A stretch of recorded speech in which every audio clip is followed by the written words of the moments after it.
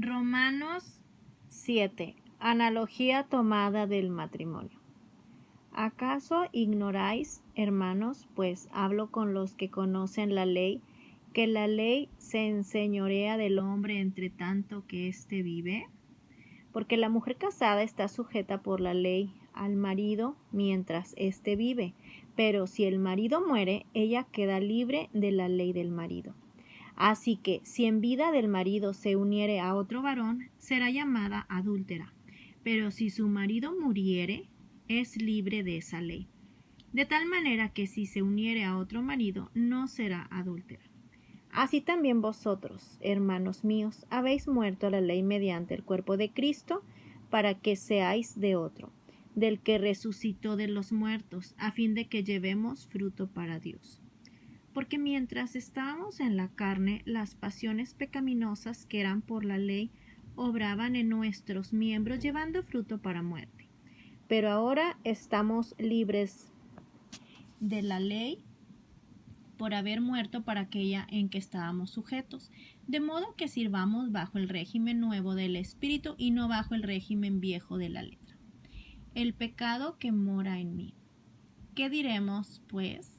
La ley es pecado. En ninguna manera, pero yo no conocí el pecado sino por la ley, porque tampoco conociera la codicia, si la ley no dijera, no codiciarás. Mas el pecado, tomando ocasión por el mandamiento, produjo en mí toda codicia, porque sin la ley el pecado está muerto. Y yo sin la ley vivía en un tiempo, pero venido el mandamiento, el pecado revivió y yo morí. Y hallé que el mismo mandamiento que era para vida, a mí me resultó para muerte. Porque el pecado, tomando ocasión por el mandamiento, me engañó y por él me mató. De manera que la ley a la verdad es santa, y el mandamiento santo, justo y bueno.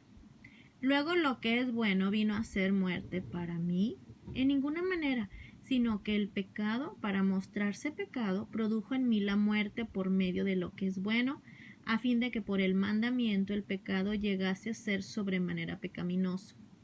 Porque sabemos que la ley es espiritual, mas yo soy carnal, vendido al pecado. Porque lo que hago no lo entiendo, pues no hago lo que quiero, sino lo que aborrezco.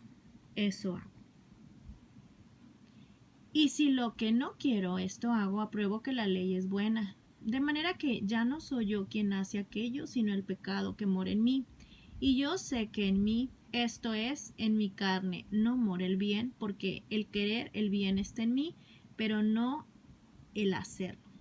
Porque no hago el bien que quiero, sino el mal que no quiero, eso hago. Y si hago lo que no quiero, ya no lo hago yo, sino el pecado que mora en mí. Así que queriendo yo hacer el bien, hallo esta ley, que el mal está en mí, porque según el hombre interior me deleito en la ley de Dios, pero veo otra ley en mis miembros, que se rebela contra la ley de mi mente y que me lleva cautivo a la ley del pecado que está en mis miembros. Miserable de mí, ¿quién me librará de este cuerpo de muerte? Gracias doy a Dios por Jesucristo Señor nuestro, así que yo mismo con la mente sirvo a la ley de Dios, mas con la carne a la ley del pecado.